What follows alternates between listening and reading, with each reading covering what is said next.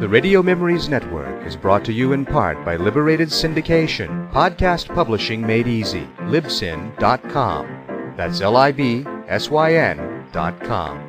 Welcome to another audio play in our anthology series.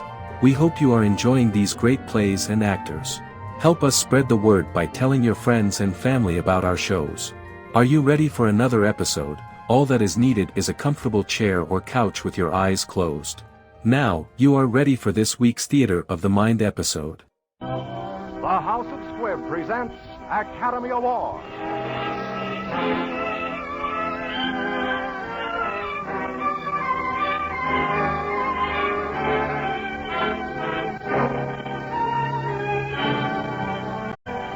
Every week, Squibb brings you Hollywood's finest. The great picture plays, the great actors and actresses, techniques and skills chosen from the honor roll of those who have won or been nominated for the famous Golden Oscar of the Academy of Motion Picture Arts and Science.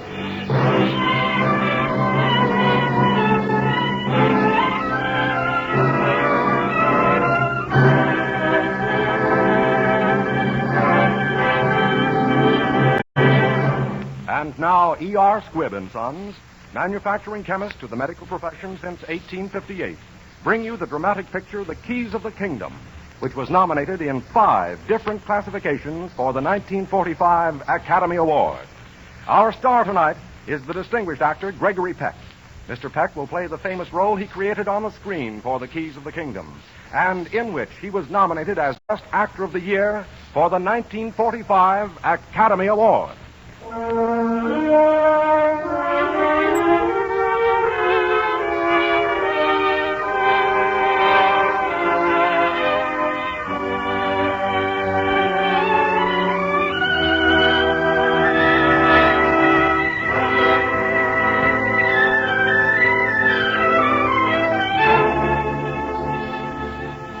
This is the story of a man who served God in the way in which God wishes to be served, with humility. Of necessity, this is a short story of a long, full life, a vision into the heart of a priest swiftly blurring. In the eyes of God, this man might be a saint.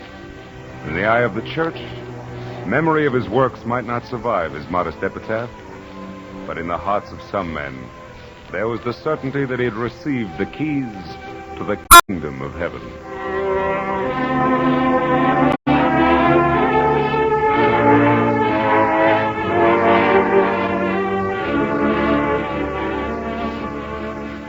On September evening in 1938, old Father Francis Chisholm welcomed a guest to the parish house of his little church near Tweedside in Scotland. This guest was Monsignor Sleep, and his visit was occasioned by church business to investigate certain odd irregularities in the administration of Father Chisholm's parish. To the Monsignor, it was a foregone conclusion that this old priest would be removed. Well, Father Chisholm, naturally I don't presume to be your judge. I can only submit my findings to His Grace the Bishop for his consideration in reaching a final decision. And now, if you don't mind, I will go to my room. I shall be leaving the first thing tomorrow morning, and I have still some work to do. Would you be good enough to remind Angus, I mean His Grace, in your report that we were boys together? The bishop has not forgotten that, Father. He spoke of it only last week. Well, mention it to him again, will you? Of course. I shouldn't like to leave here if it could be helped. Naturally. Good night, Father. This is my native parish, you know. Good night.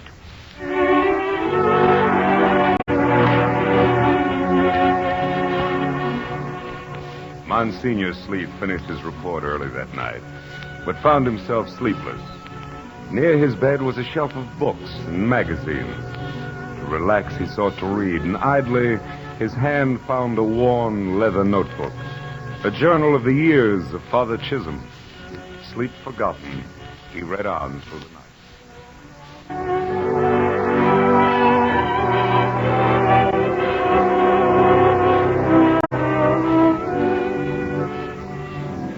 It would be pleasurable to record that I became an immediate success as a priest following my ordination. Alas, the facts were quite otherwise. I failed dismally in my first 2 curacies.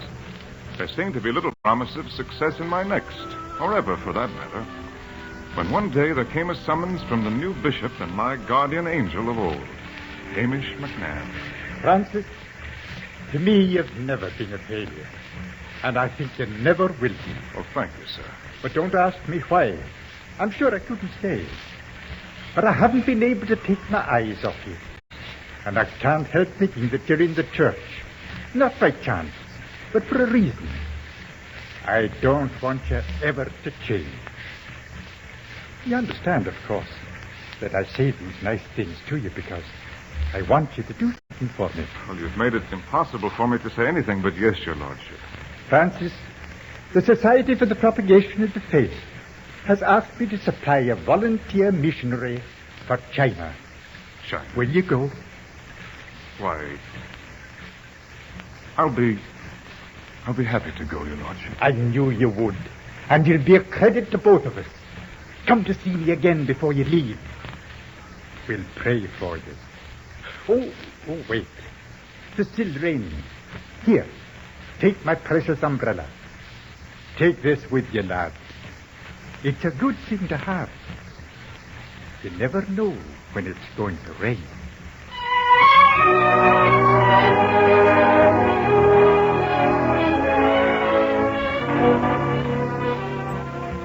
Knowing the greatness and glory of China today, it's difficult as I think back to picture what awaited me upon my arrival. After 10 days and 10 nights up the Tawang River in the province of Chekau, 1,000 miles from the sea, I found my mission, the blackened, ruined foundations. There were no converts, nothing but filth, starvation, and enmity. But in time, word of my presence spread, and from the hills came a few of the old converts to help me. Of these, one was a young Chinese boy who walked 18 miles to join me and help me rebuild the mission. His name was Joseph. He was a gift from God, a pillar of strength on whom I leaned. One day I heard his cart and then his cries for me to come out. Father Chisholm! Father Chisholm, it's for you! It's for you! It arrived on the boat. Well, what is it, Joseph? Medicine. Medicine? Here, let me see what's in that crate. Gauze bandages. Iodine. Castor oil. Is it to rub on, Father? Oh, no. It's to drink. Look at this, a leather case of surgical instruments. Joseph, put that down. Don't drink that castor oil. Not bad. Have some, Father? No, thank you. No, I'm not thirsty. All these wonderful things. Such a treasure. Surely, Father, an angel in heaven must have sent it. That's just what I was thinking, Joseph. Here's a letter. Your Holiness, it's amazing how religious you can make a man feel by fixing his bellyache. I'm sending you all of my secrets in a book of instructions. Cure what you can and kill what you can't. Signed, Willie Tulloch, M.D. and Heathen. P.S. For practicing without a license, I shall, of course, report you to the British Medical Society, the Pope, and my Chinese laundryman, Willie. Father Chisholm, look. We are indeed blessed. The servant of the Mandarin. Please pardon my intrusion. I am here at the bidding of my cousin, the Mandarin, Mr. Chia. You will recall him? Yes, I met him on my arrival. I am to ask whether you will accompany me to his house. And may I ask why? His only son, Chia, you lie sick unto death. My cousin asks that you bring with you all your remedies. Well, you must understand that I'm not a trained physician. I treat only the most simple disturbances. You said that you came here to do good. Your blessings are for all alike. My cousin asks only that you bring whatever blessings and do whatever good you can. Very well, I'll go with you.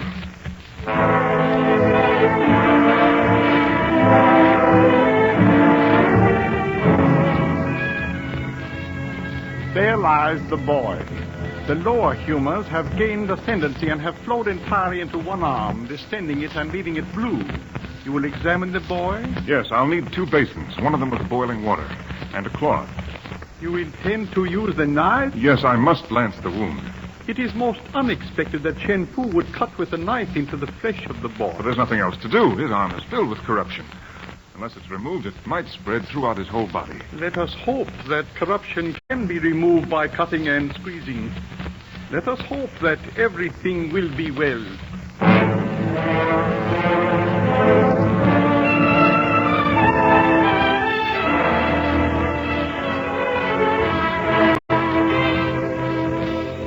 Father, We are honored this afternoon.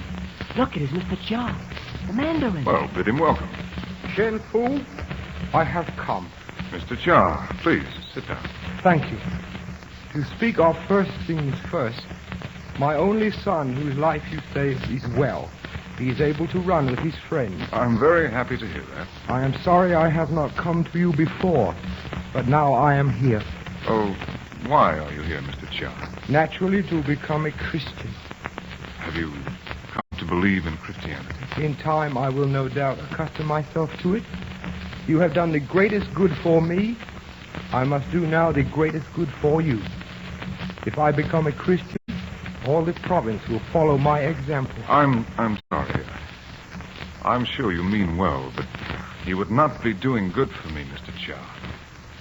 You do not believe, nor do you desire to believe. My acceptance of you would be a forgery for God. Do you mean you reject me? I mean precisely that. And please, do not feel that I wish ever to make any demands upon your gratitude. You owe me nothing. I regret that I am not acceptable. I understand that this is so because I am unworthy. Nevertheless, perhaps there will be some way in which it occurs to me to ask, has Shen Fu ever looked or walked upon yonder hill? Yes, often. It's the most beautiful part of the countryside. The property is large in extent, more than 60 fields. It is called the Hill of Brilliant Green Jade. It is mine. I gathered as much. I could not help but notice that the grounds and buildings of your mission are in a disastrous condition. I beg you to honor me by accepting as the property of your church the Hill of Brilliant Green Jade. Mr. Chia. I beg further that you accept the use of 20 of my workmen and the materials to accomplish fully any buildings you may wish to carry out. Mr. Chia, my heart is too full. Thank you.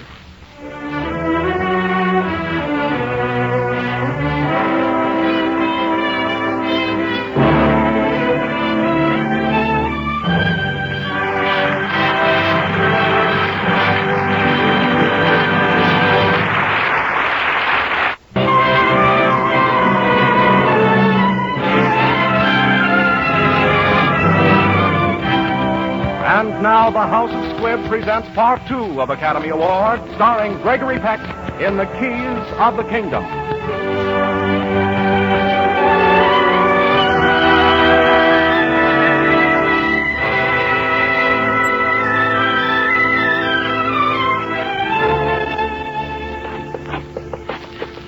Let's hope that tomorrow will be as nice a day as this, Joseph. The sisters will be here. Selfishly, I imagine that in the years I've been away, I've come to long for the companionship of someone from home. You know, their private terrace needs another batch of bricks. Father can be proud of his workmanship. We can all be proud. This is the work of all of us. This is where the children will learn. Here is the heart of our future. For the future belongs to the children, and our children will belong to God. I shall want the children dressed in their finest and ready at 7 in the morning. We must... Joseph! Father, the sisters have come by themselves. Well, Father, they might have proposed some welcome at the end of 6,000 miles of travel. Well, please understand, the letter from Monsignor Mealy, said distinctly that you were to arrive on the 19th. That's tomorrow. Will Father have us shown to our quarters? My two companions are sadly in need of rest. But, sister... Yes, certainly. If you'll follow me, please. Reverend Mother, I'd planned, I thought perhaps we could all dine together tonight, by way of a special occasion. Thank you, but I think not. If we could be spared some milk and fruit, after we have rested properly, we shall be fit for work tomorrow. Good afternoon, Father.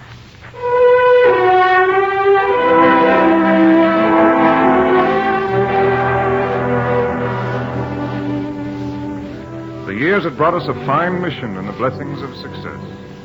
They brought other things I should have known were inevitable. War. The Manchu forces of General May in the hills behind us, the Republican forces in the city before us, and the Manchu cannon, which spread death and ruin into the city. Almost with the first cannon shot came my dear friend, Dr. William Tullett, all the way from home. It was my place as a priest to help the dying. Dr. Tulloch went down into the town with me. We did what we could. The sun's on its way up, and that blasted gun will soon go to bed. Another dawn is here. Another night is gone. I've fixed so many wounds, I'm going to write a book called 6 Days and Nights in the Chinese Abdomen. Hey? Oh, I must have dozed off for a minute. Well, I can't see why, seeing you've had no sleep for almost a week.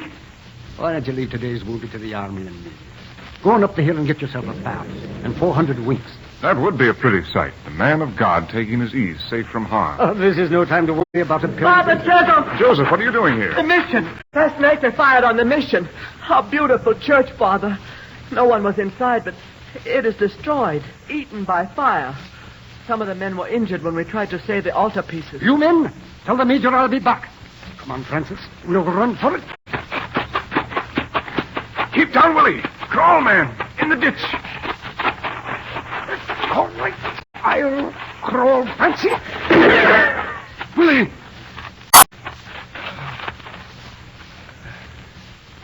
Sorry, Fancy. Seems the time has come to send for a priest. Almighty God. In your mercy. If you're praying for yourself, Francis, keep right on. If it's for me, you're wasting your time. On the Almighty's as well. Well, we'll let him be the judge of that, Willie. I'm deep in the shadow. And Francie, I still can't believe in God. Are you mad at me? Of course not. Are you disappointed that I won't let you save me? Your salvation would be your doing, Willie, not mine.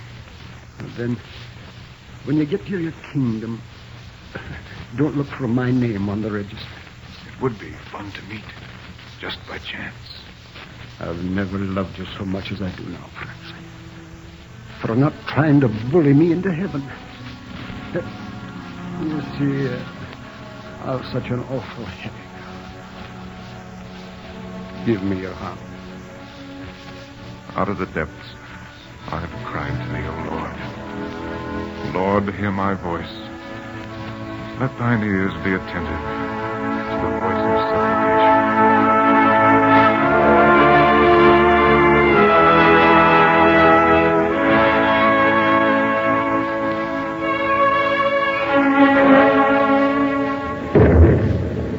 If I could get near the gun, Shen Fu, I would demolish it. But I cannot. There is a way to get near it. For you, Major Chen, and soldiers of your Republican Army. I've been ordered to bring food and money to the captain in command of the gun tonight, before midnight. Then, my friend, I must regard you as an undeserved gift from heaven.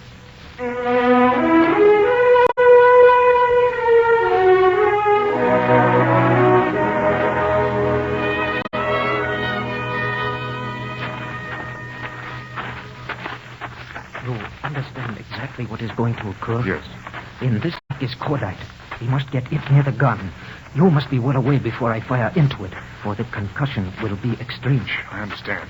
We're near the gun now. Halt! Oh, it is you.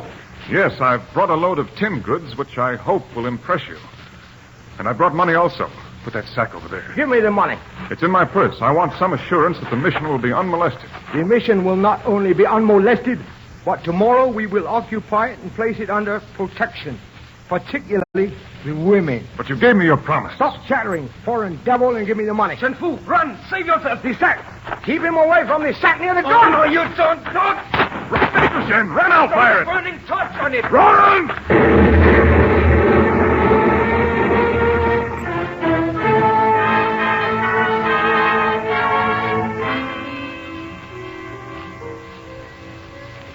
Am I at the mission? Yes, Father. And the gun finished?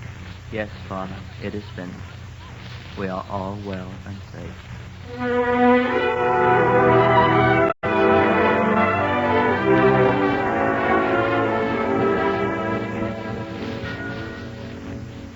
Senior Angus Mealy will be here to visit us in a few days on a tour of inspection. I thought you'd like to know, Reverend Mother, in case there's anything you wish to put before him. I have only one request to make of him. I shall ask to be transferred to another mission. I feel that you upset my spiritual beliefs. Why, I had no idea. I assure you that you must have misunderstood me. To which specific beliefs do you refer? Do you think I have prepared a list? Your lack of doctrinal discipline, your general attitude. For instance, when Dr. Tulloch was dying. Yes? He was an atheist, and yet you seem to indicate that he might have his eternal reward. He who didn't believe. How could he believe? He never knew God. How could he reject a God he never knew? He was not even a Christian. And how do you define a Christian? One who goes to church one day of 7 and prays to be forgiven his sins of the other 6. God judges us not only by what we believe, but also by what we do. Willie Tulloch died as he lived all the days of his life, fighting the pain and suffering of other men. He was a fine and a sacrificing man. But still, I cannot condone his denial. Well, let's not make his memory the occasion of a quarrel. I wanted you to be happy here. I'd looked forward to your coming. But I imagine I am difficult to like. My ways may be a bit odd. You've worked so magnificently. The children love you. The mission will suffer terribly when you go, Reverend Mother. Good night.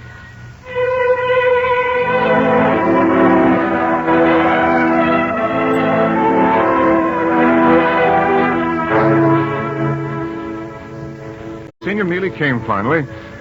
It was a blow to us that he could not celebrate Mass in our beautiful church. He seemed sorely disappointed, too. I cannot see how you're going to rebuild your church, Francis. The society cannot let you have the money. I haven't asked for it. If only you'd been more successful with some of the better class Chinese, the rich merchants. If only your friend Mr. Chia had seen the light. Well, he hasn't seen it, and he's given most generously. I shall not take another penny from him. Of course, that's your affair. But I must tell you frankly that on our chart, I'm sorry to say, your convert rate is the lowest. Well, I suppose missionaries differ in their individual capabilities. Oh, surely no one doubts your capabilities, Francis. It's in the way you do things. Living personally in such poor style. Eating in the kitchen and all that. You ought to impress the natives, make more of a show. The Chinese hate that kind of ostentation. And priests who practice it are regarded as dishonorable. Oh, you refer to their own low heathen priests, I presume. Heathens are not always low, just as Christians are not always high. Many of their priests are good and noble men. Have it your own way, then. Good night, Reverend Mother. Good night, Francis. Father Chisholm, I must tell you something. And it isn't easy for me. I want you to know that I'm most bitterly sorry for my conduct. Believe me, no apology was ever more abject than mine. Nor has anyone been less worthy of forgiveness. You needn't. Please. Easier for me to speak now. How strange at this moment of my greatest humiliation should bring with it the only peace I've ever really known. Tonight I intended to ask Monsignor Mealy to send me away. As I sat in this kitchen, as I heard him humiliate you and slight you, as I felt the magnificence of your faith and the courage in your heart, as I saw you reflect the worldliness of this priest who was unfit to tie your shoes. Have pity, Father. Forgive me. Pity me. Well, there's nothing for which I have to forgive you. I'm glad you no longer dislike me. You know, we're both children to God. And with his help, we'll work and mature.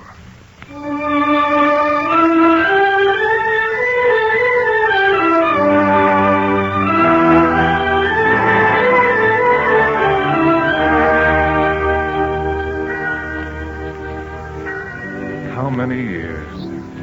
10, 20. Enough at any rate for me to know that I'd grown old in my exile. I was reminded of this everywhere I looked. Joseph, for instance, with 3 sons as old almost as he was, and that dark hour when he first came to me. Mother Maria Veronica, my friend. All the others. Even the trees, gnarled and ancient as the ivy on the walls. The time had come for me to go home.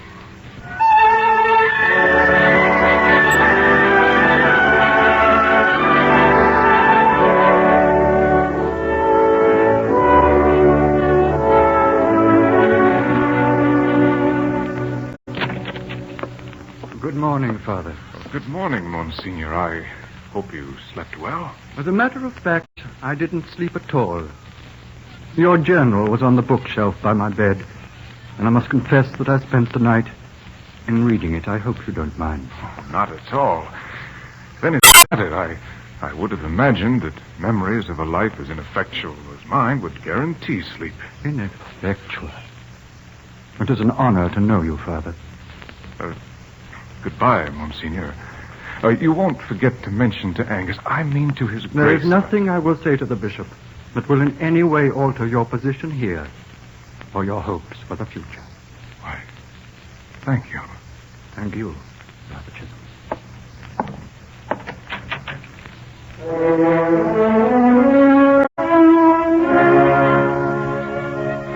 My Father in heaven, thank you.